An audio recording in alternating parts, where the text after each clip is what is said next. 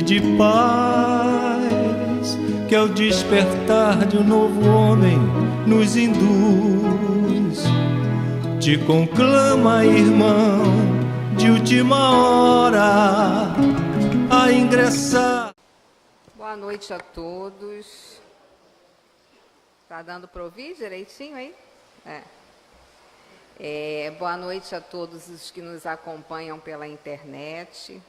Nós rogamos, que as reflexões dessa noite possam nos ajudar nessa caminhada de reflexão, de estudo sobre o que nos propõe a doutrina espírita, que com certeza é uma doutrina que nos oferece possibilidades de compreendermos melhor a nossa existência, de enfrentarmos melhor as nossas provas, as nossas dificuldades, e pelo conhecimento que ela traz, nós conseguimos sempre tirar muito bom proveito. Então, que os espíritos amigos nos auxiliem nessa noite e que possamos aproveitar as reflexões. Então, o capítulo 21, que a gente está estudando, haverá falsos cristos e falsos profetas. Então, esse capítulo, Kardec dividiu em 8 itens. E hoje nós estamos no 3º item, que é não acrediteis em todos os espíritos. E Kardec inicia esse item falando assim: meus bem-amados, não acrediteis em todos os espíritos. Vede primeiro se os espíritos são de Deus, porque muitos falsos profetas têm se levantado no mundo. Isso está em João, na primeira epístola, capítulo 4, versículo 1. Então, Kardec, ele pega esse alerta de João e faz esse capítulo, e em todos os itens que a gente lê, a gente vê que ele é enfático nessa recomendação de não acreditar em todos os espíritos, mas observar se os espíritos vêm de Deus, porque muitos falsos profetas têm se levantado.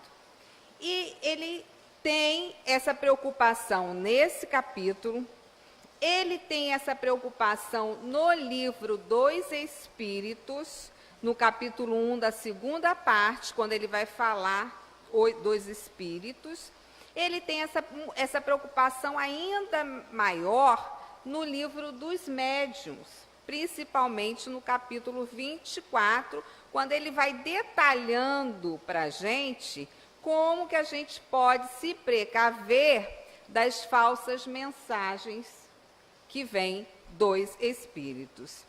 Então, falsos profetas surgem, tanto encarnados, que são aqueles que vêm trazendo uma teoria, uma crença e tentam arrastar as massas, existem entre os encarnados e existe também entre os desencarnados. E é essa preocupação de Kardec, quando ele fala assim: o Espiritismo revela uma categoria bem mais perigosa de falsos profetas que se encontram não entre os homens, mas entre os desencarnados que passaram da Terra para a erraticidade, quer dizer, para o mundo espiritual, e tomam nomes venerados e trazem ideias das mais singulares e às vezes absurdas.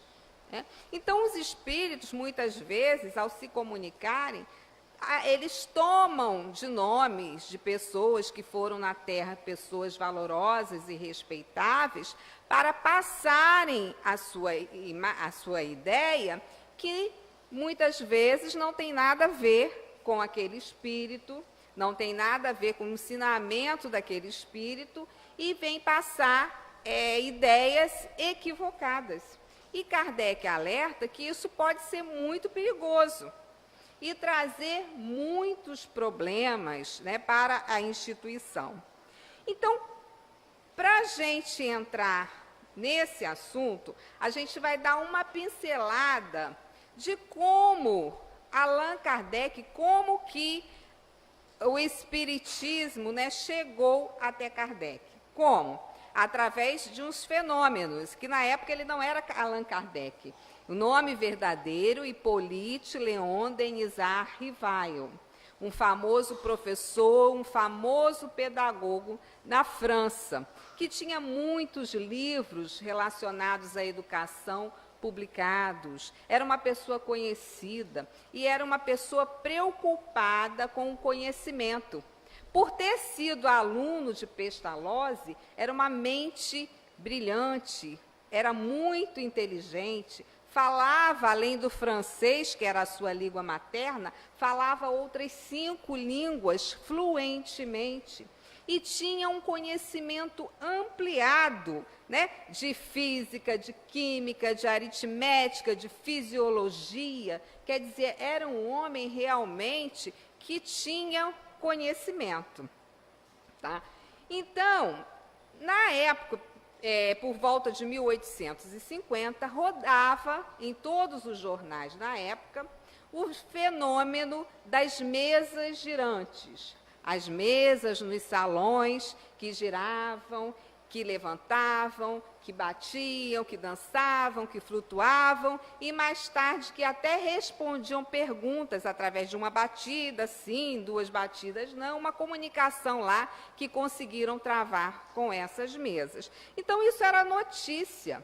E Allan Kardec era um homem, era um pesquisador, Allan Kardec não, ainda Hippolyte Léon Denisard Rivail era um pesquisador, era um cientista, também um pesquisador do magnetismo. Então ele ouviu os murmurinhos desse fenômeno que agitava os salões de Paris e da Europa, e os cientistas, na época, falavam que esses fenômenos poderiam ser derivados do magnetismo. Quando Kardec ouviu, realmente concordou que o magnetismo poderia explicar aqueles fenômenos. Até que um amigo seu, estudioso também do magnetismo, o senhor Fortier, certa feita, procurou Kardec. Na época não era Kardec ainda, a gente é tão íntimo com Kardec, que é difícil falar, né? Hippolyte Léon Denisard Rivail, como ele era conhecido, né? Professor Rivail. Então, o senhor Fortier chegou para o professor Rivail e disse: temos uma notícia mais extraordinária. Não só se consegue que uma mesa se mova magnetizando-a, como também que fale. Interrogada, ela responde. Aí Kardec ficou numa situação, ele que era cético, que era um pesquisador, ele disse: só acreditarei quando ver e quando me provarem que uma mesa tem cérebro para pensar, nervos para sentir e que possa se tornar sonâmbula. Então, ele foi convidado a participar daquelas reuniões onde aconteciam esses fenômenos para que ele pudesse se inteirar. Então, foi assim que ele foi convidado a participar dessas reuniões na casa da família Baudin, onde esses fenômenos aconteciam, e tinham 2 jovens, né, 2 adolescentes, que eram as médiuns. E ali, realmente, as mesas se agitavam, as mesas respondiam, e o fenômeno da mediunidade começava, né, com um lápis amarrado numa cesta de vime, onde as mensagens eram escritas numa ardósia, de um jeito muito rudimentar. E o professor Hippolyte, ele ficou admirado com aqueles fenômenos. E realmente havia um tipo de comunicação. Então, ele começou a frequentar aquelas reuniões e se convenceu de que ali iniciava uma nova caminhada para ele nas pesquisas, porque aquelas mensagens nada mais eram do que comunicações de espíritos que deixaram a Terra, que viveram na Terra e deixaram a Terra e travavam agora uma comunicação com os homens. Mais tarde, Kardec vai dizer: eu entrevia naquelas aparentes futilidades, no passatempo que faziam daqueles fenômenos, qualquer coisa de sério, como que a revelação de uma nova lei que tomei a mim a fundo estudar. Então, quando ele observou aqueles fenômenos, ele viu que realmente se tratava de algo sério, porque naquela época era apenas alguma coisa que divertia a sociedade. As pessoas iam lá, faziam perguntas fúteis, perguntas relacionadas às coisas da vida material, quem ia casar, se ia casar, e a mesa, uma batida era sim, duas era não, ou vice-versa, e as pessoas ficavam felizes, porque umas iam casar, outras não. Perguntavam sobre herança, sobre coisas materiais, dinheiro, essas coisas. Então, eram futilidades. E aquele homem, o professor Hipólito, com a sua inteligência, ele percebeu que algo muito maior estava por detrás daqueles fenômenos, né? Ele viu diversas comunicações e respostas dadas às perguntas que eram feitas. Depois de um tempo, depois daquela comunicação rudimentar, usando a cesta, mais tarde a comunicação começou da forma que a gente conhece, da médium segurando, né, o lápis, a caneta, psicografia como a gente entende hoje. Então, ele passou a fazer uma série de perguntas, de questões, e levar para aquelas reuniões, e os espíritos respondiam, né?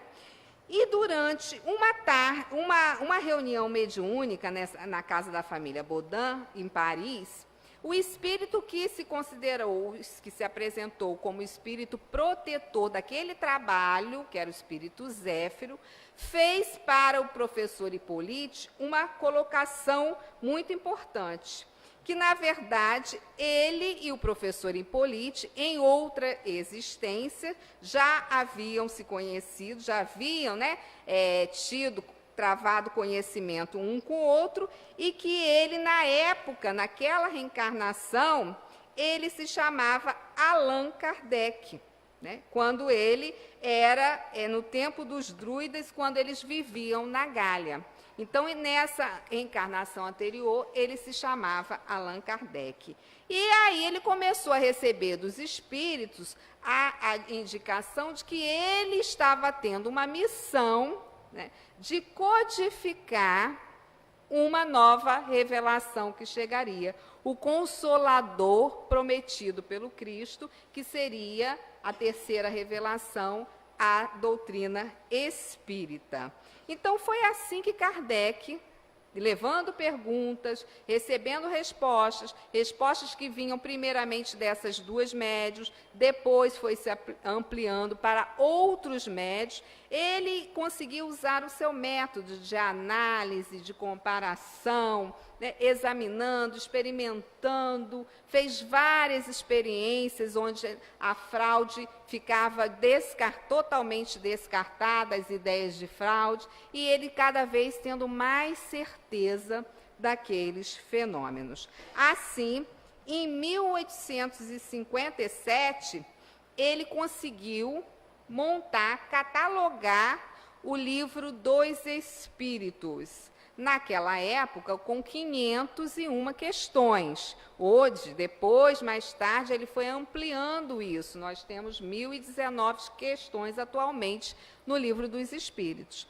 Então, primeira publicação, o Livro dos Espíritos, o Livro dos Médiuns, o Evangelho, o Céu e o Inferno e a Gênese. Esses 5 livros são o que representam a codificação, a base da nossa codificação espírita.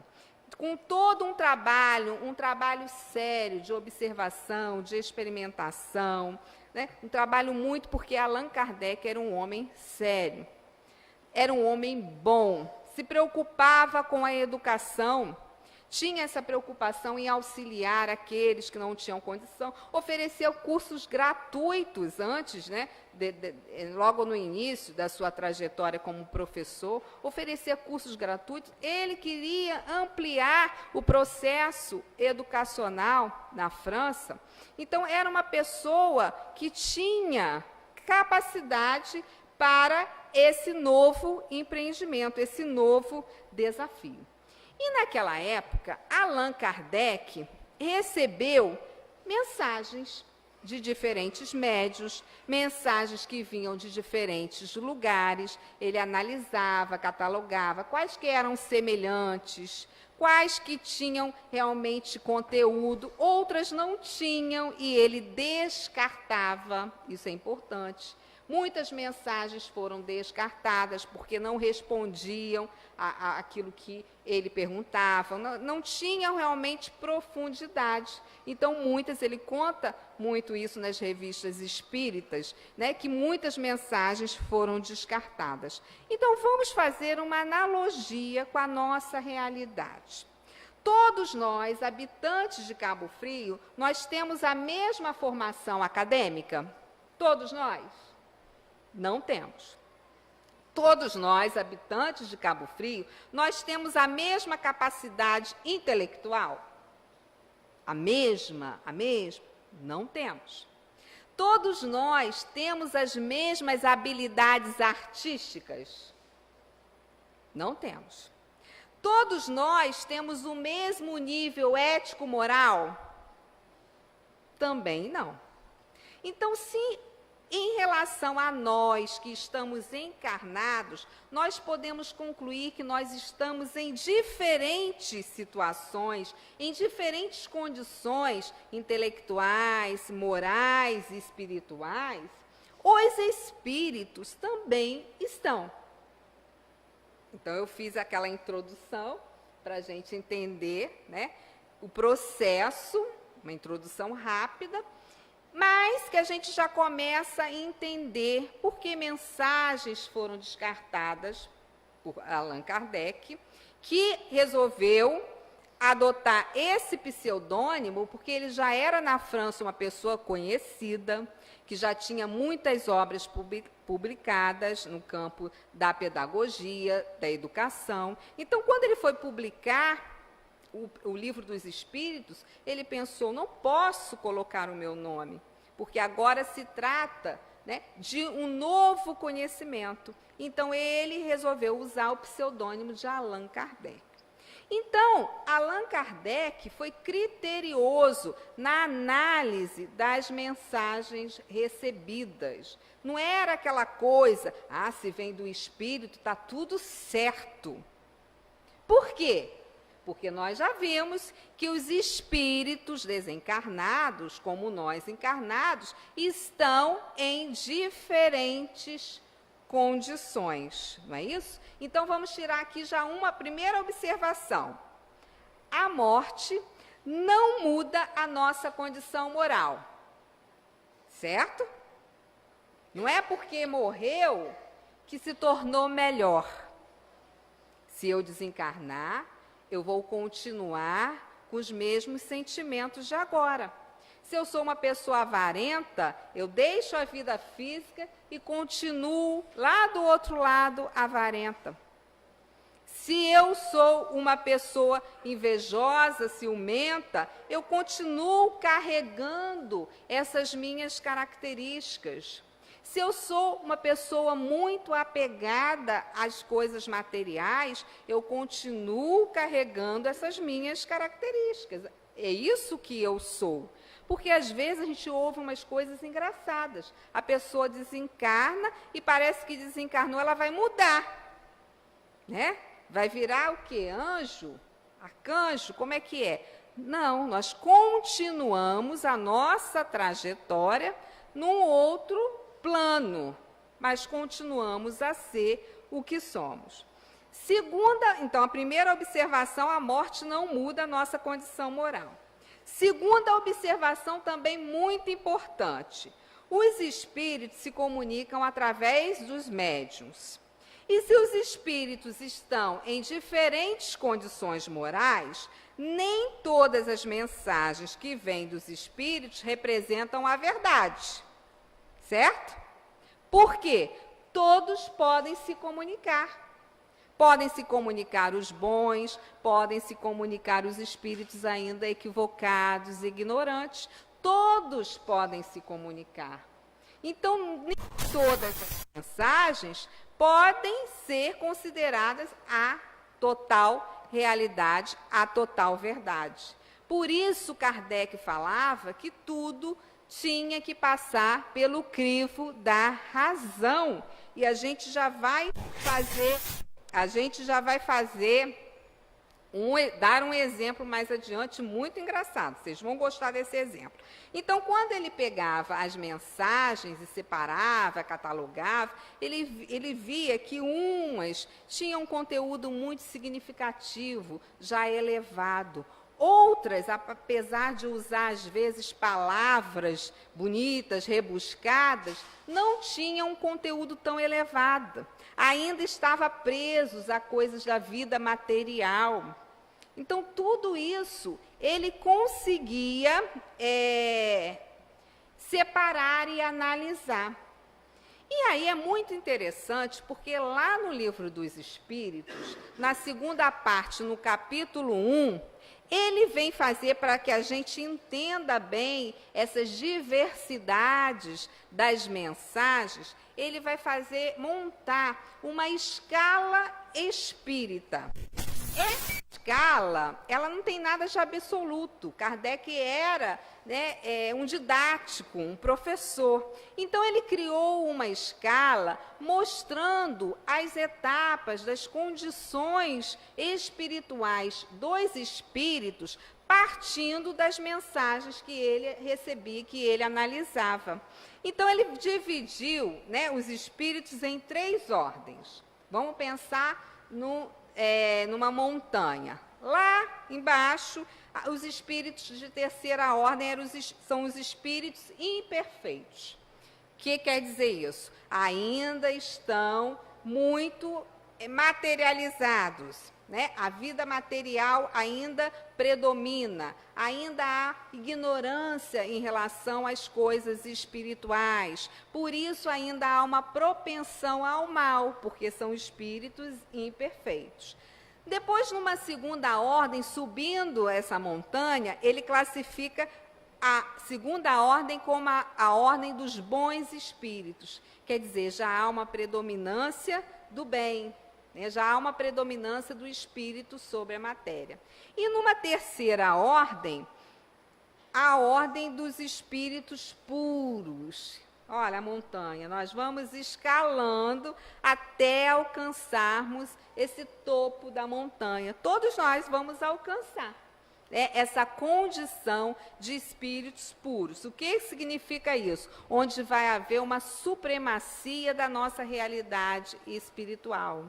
Onde já teremos desenvolvido tanto o amor quanto o saber. As 2 asas que nos aproximam de Deus, como nos diz o Espírito Emmanuel.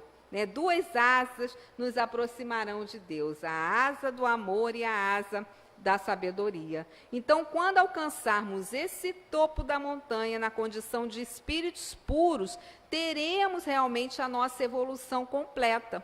Já não estamos sujeitos às vicissitudes da matéria, nem às necessidades da reencarnação, de reencarnarmos. Só que é uma grande escalada, vamos assim dizer, Aí, nessa ordem dos espíritos imperfeitos, ele dividiu em 5 classes, segundo as suas observações: espíritos impuros, espíritos levianos, espíritos pseudo-sábios, espíritos neutros, espíritos perturbadores.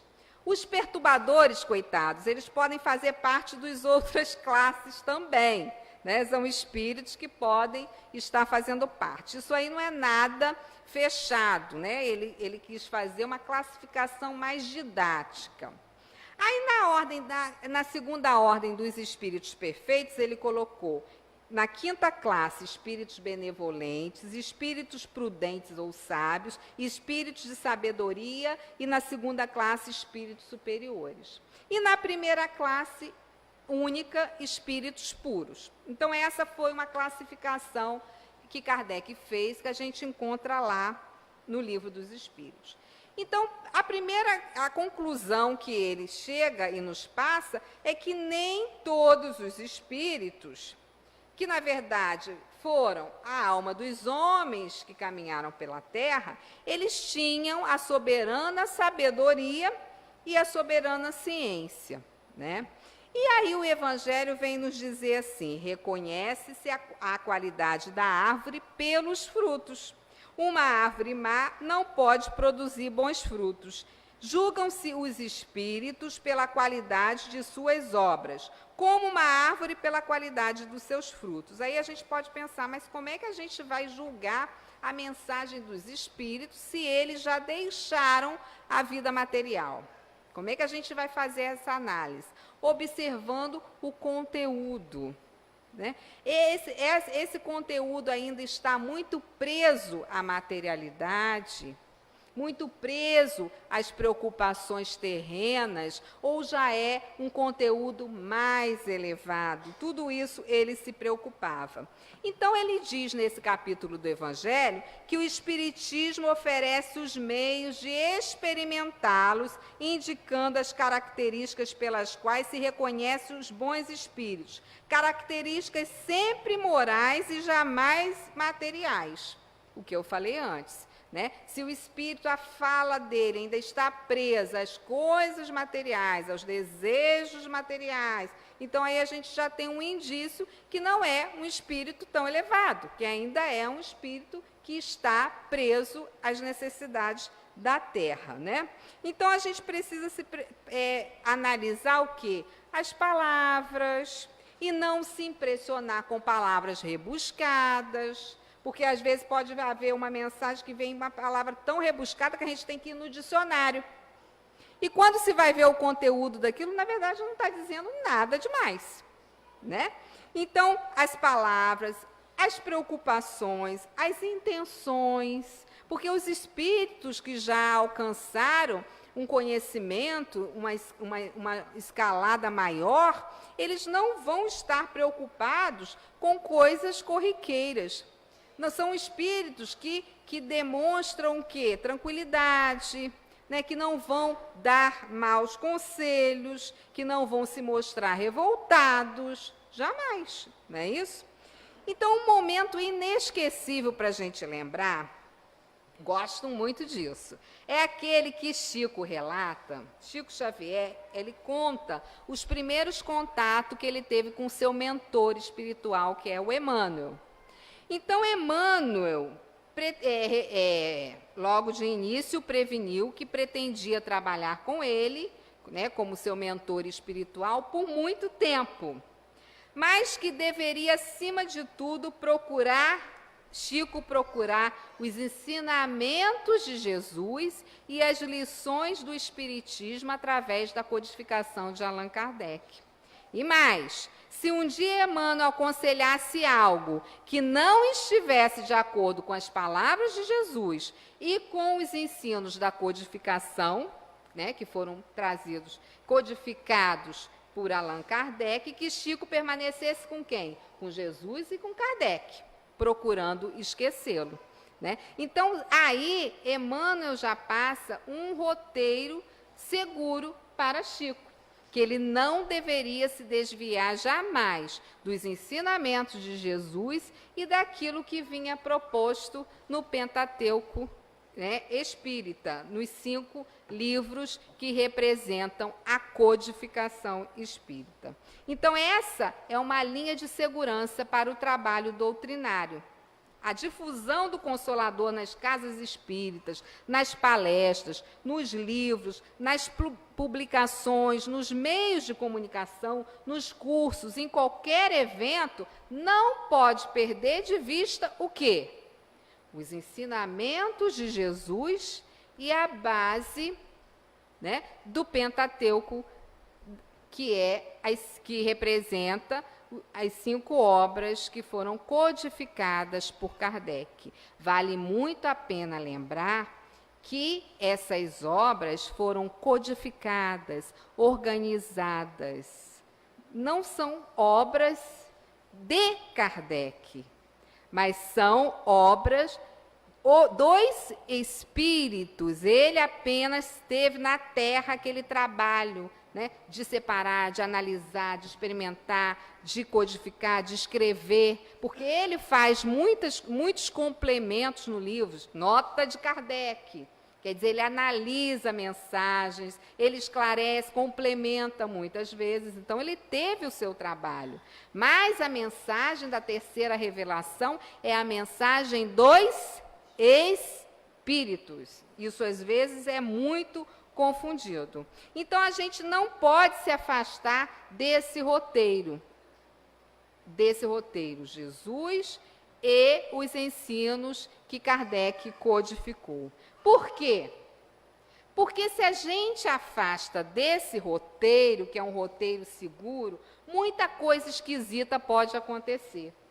Haroldo Dutra, numa palestra, conta uma história muito engraçada, até triste, mas engraçada, que a gente ri. Ele disse que teve um amigo que chegou para ele e contou que foi conhecer uma casa espírita do interior de uma cidade. Tá? Assistiu lá a explanação e, no segundo momento, eles passaram para o passe, para a aplicação de passe. Então, essa pessoa, quando ia conhecer uma pessoa estudiosa da doutrina, quando ela ia conhecer uma casa espírita, ela gostava de tomar um passe naquela casa. Algo semelhante a gente, né? Vai numa outra casa, gosta de tomar um passe e tal. E ele ficou lá esperando. Quando ele percebeu que as pessoas saíam da sala de passe com o cabelo parece que molhado.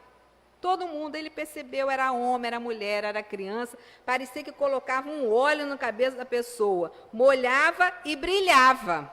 Aí ele não aguentou. Todo mundo estava saindo da sala de passe daquele jeito. Ele, muito estudioso, né, foi lá e deu um jeitinho de perguntar a uma pessoa que estava saindo da sala de passe. O que acontece lá dentro? Né? Eu estou observando o cabelo de vocês, molhado. O que acontece lá dentro? Eles dão um passe, depois eles passam um óleozinho na cabeça da gente. Aí passa um óleo. A explicação é que é para fixar os fluidos que a gente recebe na hora do passe. Aí saía todo mundo, uma beleza, todo mundo de cabelinho brilhando. Isso ia dar um problema aqui, imagina, quem fez escova, quem secou o cabelo, né, ia sair com o cabelo cheio de óleo. Aí ele não aguentou. Quando terminou a reunião, ele pediu para conversar um pouquinho com o dirigente da casa, para saber que história era aquela, o que acontecia para poder usar aquele óleo. Aí o dirigente falou, a gente começou a fazer isso depois de uma mensagem recebida numa reunião mediúnica, que um espírito disse que fazendo isso, as pessoas tomavam o passe e fixavam os fluidos. Então, se foi o espírito que disse, numa reunião mediúnica, a casa acatou, achou muito bom, porque um espírito disse. Olha, gente, olha o perigo, olha a preocupação de Kardec. Como é que fixa um óleo, um elemento material vai fixar as energias que a gente está recebendo? O que vai fixar as nossas energias? Energias que a gente recebe através do passe, que é como se fosse um chuveiro, né, que vai renovando, tirando aquelas energias deletérias e substituindo por energias boas, né? O que vai fixar? O óleo? Os nossos pensamentos e os nossos sentimentos. A gente pode passar qualquer óleo, sair no portão lá fora e se desentender com alguém que não vai ter óleo que fixe fluido nenhum, porque a gente vai se aborrecer, a gente vai sair do padrão de equilíbrio. Né? Então, o que fixa os fluidos? Os nossos pensamentos, as leituras edificantes, o vigiai que o Cristo propôs, né? Então, não é um elemento material que vá. Então, isso Kardec tinha essa preocupação, né? Se tem a ideia, se um livro é psicografado, mas é um livro psicografado. Passou pelo crivo da razão. Quantos livros não passam pela Federação Espírita Brasileira, a FEB, que é a instituição representativa, que representa o espiritismo no Brasil e até em outros países onde o espiritismo tem avançado, tem crescido, casas espíritas surgindo ao redor do mundo. A Federação Espírita Brasileira, com a sede em Brasília, faz todo um trabalho de organização, de orientação às casas espíritas, que vão seguir a proposta trazida pelos espíritos. Agora, o que acontece? Algumas casas não são filiadas à Federação Espírita Brasileira. Assim como livros surgem no mercado que não passaram pela Federação Espírita Brasileira. Então, cabe a nós termos o olhar crítico em relação às coisas que estão por aí. Mas como é que nós vamos ter um olhar crítico? Através do quê? Do estudo da doutrina espírita. Então, a Federação Espírita Brasileira tem a proposta do estudo sistematizado da doutrina espírita. Ela organizou vários livros, hoje são livros bonitos assim, há uns anos atrás eram aquelas apostilas, né? São estudos que vêm em sequência crescente do conteúdo da doutrina espírita. Então, os primeiros livros vão falar daquela pincelada que eu dei no início, como que Hippolyte Léon Denisard, né, entrou em contato com aqueles fenômenos necessários naquela época, onde a humanidade caminhava materializada, meio perdida em relação às coisas espirituais, presa às coisas materiais. Então, aqueles fenômenos vieram em vários cantos, não só na Europa, também nas Américas, para dar uma sacudidela na estrutura do mundo, trazendo uma nova revelação, né, que, na verdade, era um complemento da segunda revelação que nos foi trazida pelo Cristo. Então, nós vemos aí que a FEB tem essa preocupação de trazer o Programa Fundamental 1, o Programa Fundamental 2, o tomo único, o estudo aprofundado da doutrina espírita em várias apostilas que nós temos em nossa casa. Aqueles que chegam à doutrina espírita achando que possuem em um nível qualquer mediunidade, comecem a estudar, né? E mais tarde passarão ao estudo da mediunidade, que mais tarde Djanira vai falar. Porque só com o estudo nós temos a capacidade de entender muitas coisas e de não cairmos no conto dos falsos profetas, tanto dos falsos profetas encarnados, quanto dos falsos profetas desencarnados, da erraticidade, com o qual Kardec muito se preocupou. E a situação é tão séria que ele próprio vivenciou esse processo de mistificação, de um espírito se passar por o outro. Na Sociedade Espírita Parisiense de Estudos Espíritas, que foi fundada por Allan Kardec, em 1860 aconteceu uma reunião e o mentor daquela sociedade era o espírito São Luís. Ele era um mentor, ele direcionava os trabalhos da codificação e, certa feita, numa reunião, as respostas dadas pelo espírito que se passou por São Luís foram respostas vagas, incoerentes, que indicava que o próprio codificador percebeu que poderia ser uma interferência de um espírito enganador. Isso ele relata nas revistas espíritas, onde há vários relatos dos trabalhos da doutrina, né, dos trabalhos realizados nos estudos de espíritas parisiense, né, da sociedade parisiense.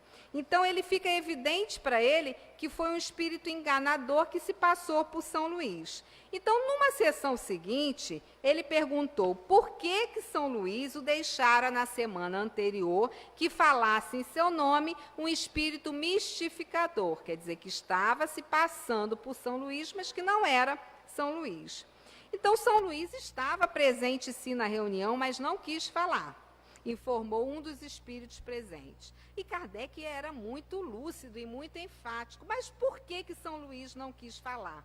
Então, foi quando o próprio São Luís deu uma comunicação dizendo: ficaste contrariado com o que aconteceu, mas deve saber que nada ocorre sem motivo.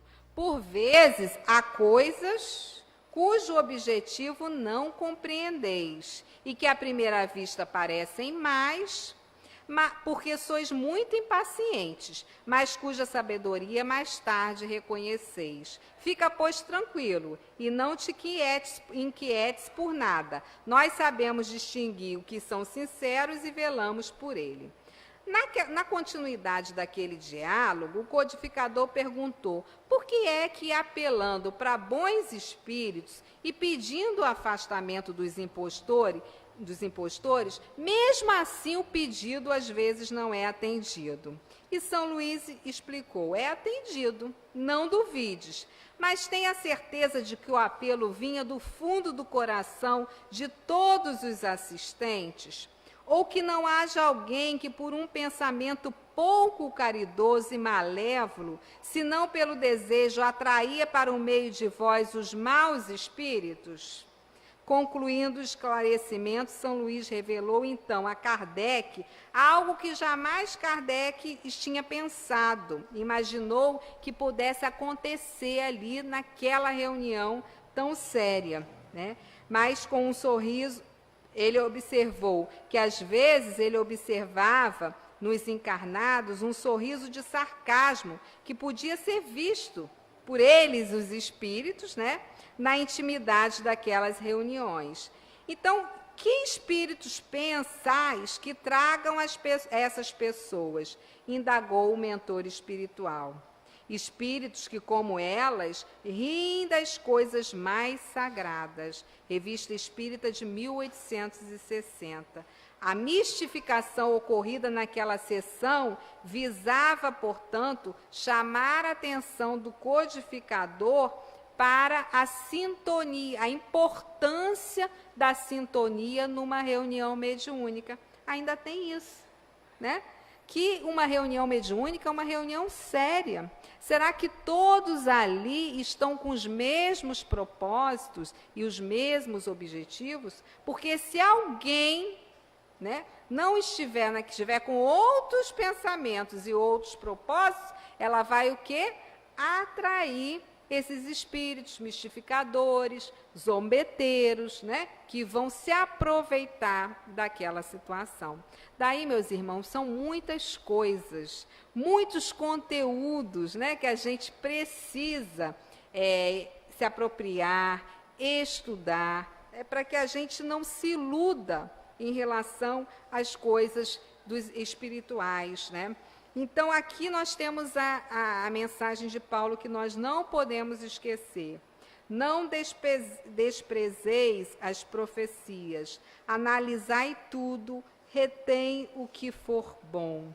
E o Espírito de Verdade, também no Evangelho, nos dá um chamamento.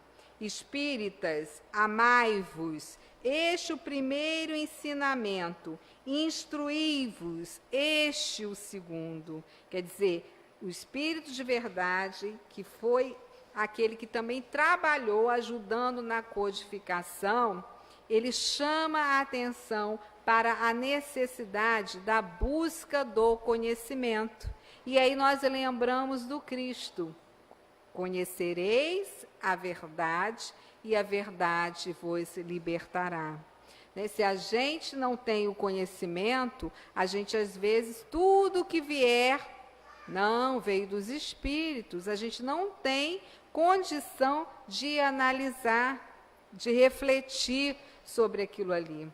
né? E tudo a gente coloca como doutrina espírita, quando na verdade tem muitas coisas por aí que não representam a doutrina espírita, a doutrina trazida pelos espíritos e codificada por Allan Kardec. Então nós precisamos estar atentos, né, para que a gente realmente não se divida e não invente coisas que a doutrina não propõe, porque nós sabemos que existem muitas coisas esquisitas por aí, que falam, que dizem que são coisas da doutrina espírita, e nada tem a ver com a doutrina espírita. Por isso é fundamental o nosso estudo, a busca pelo conhecimento. E hoje em dia o que mais a casa oferece é o estudo sistematizado da doutrina. Há anos atrás, quando não existia esse estudo tão organizado, tão sistematizado como há hoje, a gente podia até dizer que tinha sentido as coisas esquisitas que aconteciam, porque quase não se estudava, ainda se estava muito presa a fenômenos. Hoje em dia, a gente tem todo o manancial de buscar o estudo, de buscar o conhecimento, para não se deixar iludir por outras coisas. Então, que o Jesus nos ampare, nos fortaleça a todos nós. Espero que a gente tenha entendido um pouquinho desse capítulo, que vai ter continuidade, né, sem ser quarta que vem na outra, porque é um capítulo que tem 8 itens, né, e a gente ainda está no quarto, tá? Que Jesus nos ampare e nos abençoe agora e sempre.